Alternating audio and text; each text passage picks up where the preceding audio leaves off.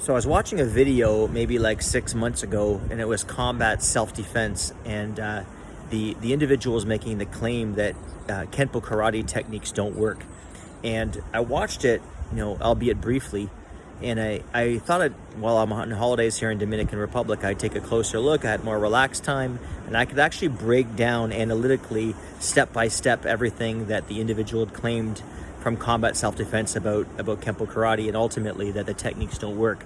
The first thing I would say about something like that is when someone makes a claim about effectiveness or ineffectiveness, it carries a lot more weight based on the experience level of that particular individual. Now, I have no idea, and I certainly didn't search him up, what level of expertise this individual from combat self-defense has specifically in Kenpo karate. If he is an expert in martial arts, that's amazing. Certainly that carries some weight, but not to the extent of someone who's trained, certainly decades necessarily, or many decades in Kenpo karate. And I want to say that, having experience in something, of course, carries a heck of a lot more weight. Even in Kenpo, sometimes I hear people say, Kenpo karate is the ultimate, Brazilian Jiu-Jitsu doesn't work. But how much experience do you have to make that claim? You say, I don't need the experience. Kenpo is all I need. That's fine.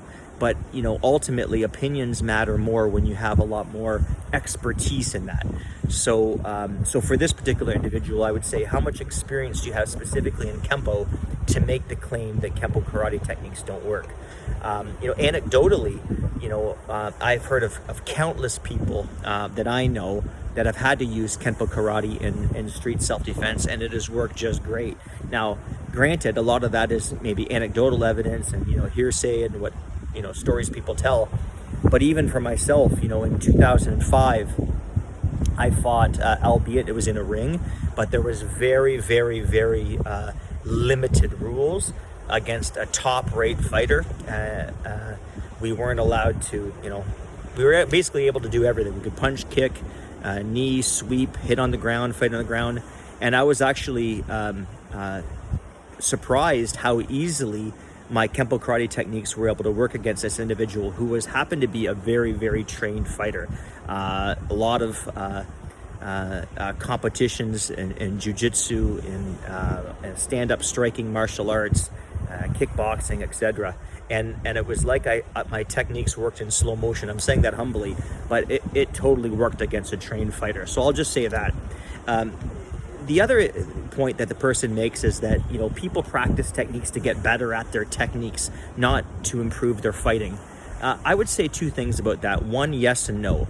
I would say one, of course they practice their techniques to get better at their techniques. That's why they practice. They want to improve their accuracy when they do their self-defense techniques. But to say that it's not to improve their fighting, I don't buy that, because the American Kenpo techniques are for really the most common attack scenarios possible, whether it's a front hand choke, a rear choke, a hair grab, a wrist grab, a lapel grab, a bear hug, whatever it might be. And we learn how to effectively escape and potentially end the fight if we have to from those very realistic attacks. Of course, in a real situation, we could elbow someone in the spine and end it really quick, but we're going to hit with control and with technique.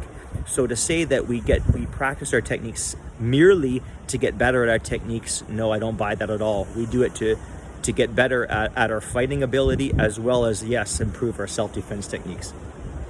The individual from combat self-defense also makes the claim that most people sparring are untrained fighters.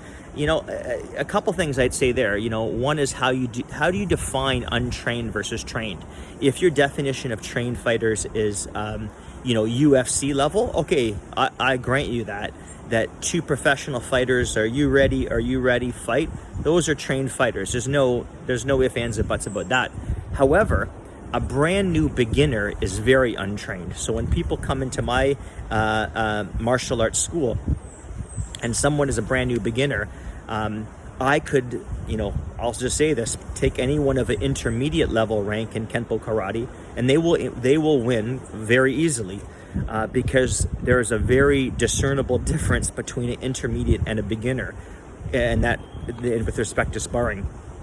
Even something like, I have 3 fifth degree black belts now, Evan, Matt, and John. If I take those 3 fifth degrees and I place them against, say, like a first degree black belt who's maybe training, who knows, 10 years or whatever it might be, 8 years, the fifth degrees will win very easily.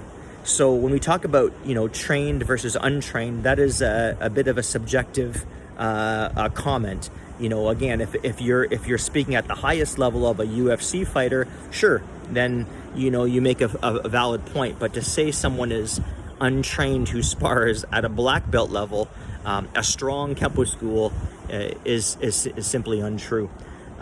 Will a 6 to 7 technique sequence work? That's one of the comments that you had asked, and I would answer that as hopefully not. Hopefully we can end the fight in 1 shot or 2 shots or perhaps 3 shots. But one of the very unique things about American Kenpo is that we have follow-up moves if necessary. So unlike maybe a lot of the traditional arts, the Japanese, Okinawan martial arts, that maybe will stop after 1 or 2 shots, in Kenpo, we have follow-up moves if need be. We don't want to do the whole sequence. And I know you might counter that and say, then why practice it? We practice it for extra, not only to prove our technique, but so that we have the tools to be able to end the fight should the first 1, 2, or 3 shots not end it. We don't want to do the whole routine, but that doesn't make us weaker in practicing. It makes us stronger as martial artists. Kenpo techniques extend training time.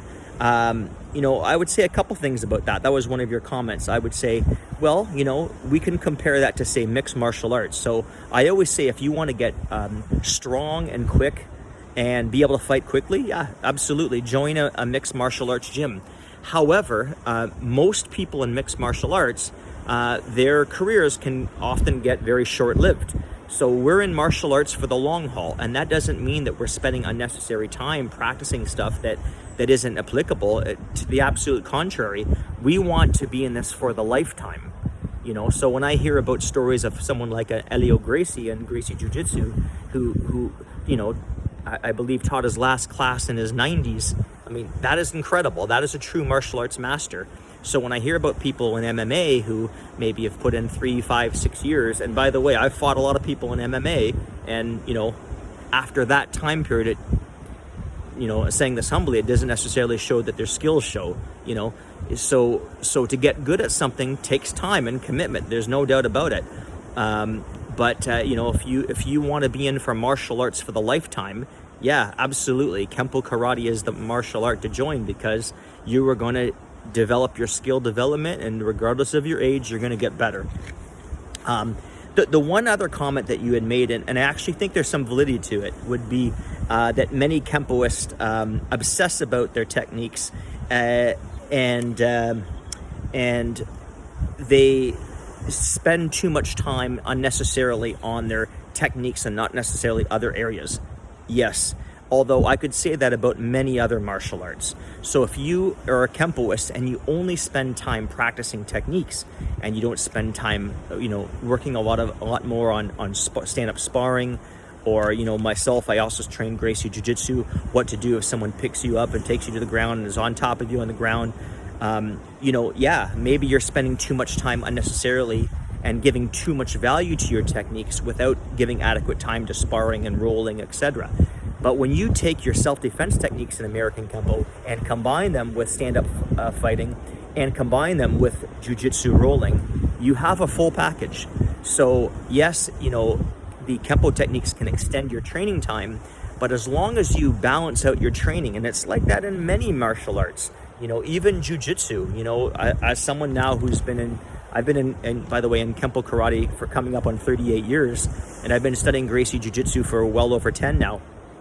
But even in jiu-jitsu, where you start from a stand-up position or a ground position, but you're not punching or kicking, well, that's also unrealistic, because fights start standing up, and people can punch you, they can kick you, and while a jiu-jitsu practitioner would say, we keep the distance, manage the distance, close the distance, clinch, takedown, you still have to learn how to watch for those punches and kicks. So when you do that in conjunction with a stand-up striking martial art like Kenpo and with Jiu-Jitsu, you're going to be that much stronger.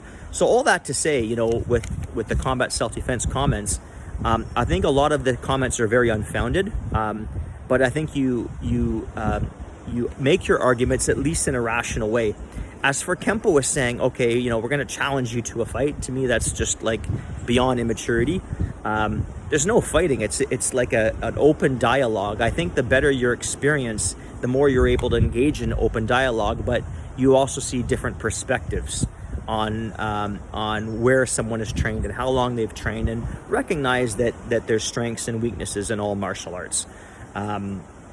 So you know when someone makes a comment and people get offended, they either get offended for two reasons. You know, one is because they're really mad because you think you're dead wrong, or the other is maybe it hit a nerve.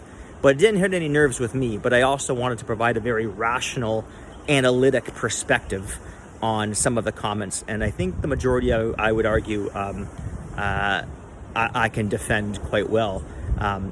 You know, but the comment about the self-defense techniques and prolonged time, yeah, sure, it prolongs time, but again, that's all for the betterment of the person training. As for Kenpo techniques that don't work, that has to be based on many years of experience to make that claim.